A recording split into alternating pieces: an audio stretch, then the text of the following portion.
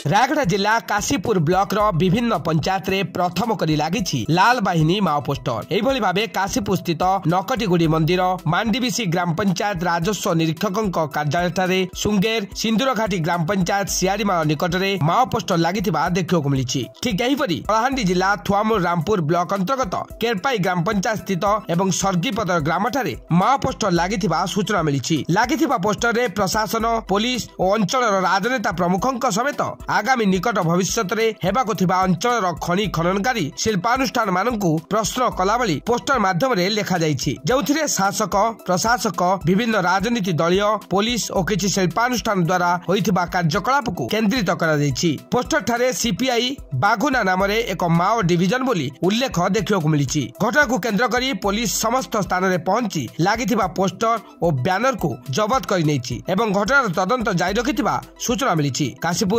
अमेय कुमार दासଙ୍କ रिपोर्ट, कामेब टीवी।